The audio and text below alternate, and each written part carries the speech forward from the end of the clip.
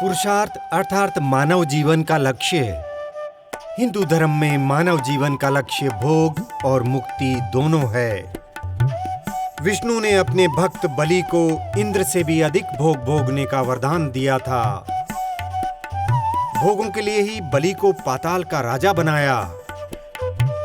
राजा से ही जीवन के लक्ष्य प्रवाहित होते हैं। राजा युधिष्ठिर धर्मपूर्वक शासन कर रहे थे। एक दिन नारद मुनि उनकी कुशलक्षेम पूछने आए। आते ही पूछा, राजन, क्या तुम्हारा धन तुम्हारे निर्वाह के लिए पूरा पड़ता है? क्या तुम्हें इच्छानुसार भोग प्राप्त होते हैं? तुम्हारे मन को कोई आघात तो नहीं पहुंचता? कठोरता पूर्वक कर संग्रह के कारण प्रजा तुम्हारा अनादर तो नहीं करती? राजा स्वयं सुख भोगे और प्रजा को सुख भोग उपलब्ध कराए, यही शासन का प्रयोजन था।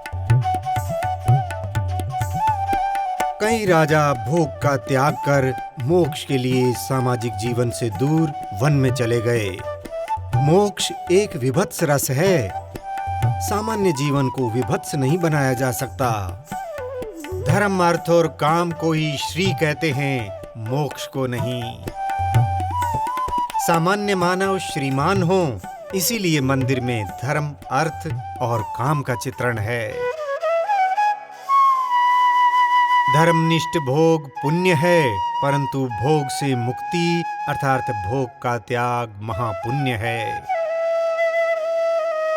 त्याग से तत्काल शांति मिलती है, परंतु भोग का त्याग इंद्रियों का स्वभाव नहीं है। अनियंत्रित भोग समाज, देश और साधक का सर्वनाश कर सकता है। दूसरी ओर कमजोर इंद्रियां आत्मा की अभिव्यक्ति को रोकती है। इसलिए इंद्रियों को भूखे नहीं मारना है, परंतु उनका निग्रह करना है। इंद्रिय निग्रह ही धैर्य है। वेद कहता है, परमात्मा ने हमारी इंद्रियों को बाहर की ओर छेदा है, इसलिए हम बाहर ही प्रवृत्त रहते हैं। कोई धीर मानव ही इनको रोककर अंदर झांकता है। इंद्रियों का आवेग इतना तीव्र होता है कि इनको सहन करने वाले धीर कहे गए हैं। गीता उपनिषदों का सार है।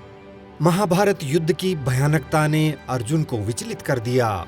उसके चित्त को स्थिर करने के लिए श्री कृष्ण ज्ञान का उपदेश देते हैं।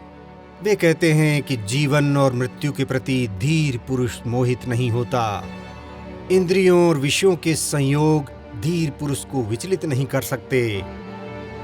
परंतु धीर पुरुष कौन है?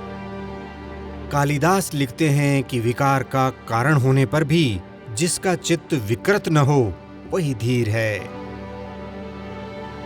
इन मूर्तियों में इंद्रियों का जितना बाहरी संवेग दिखाई देता है, उससे प्रबल इनमें चित्त का आंतरिक प्रवाह है।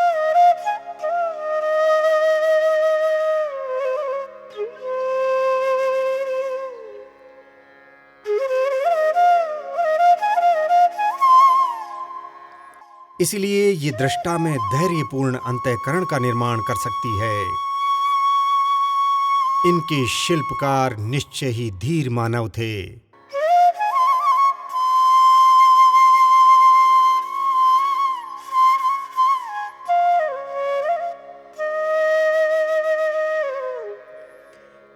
भारतीय कहते आए हैं कि ज्ञान हमारे पूर्वजों ने धीरों से सुना था।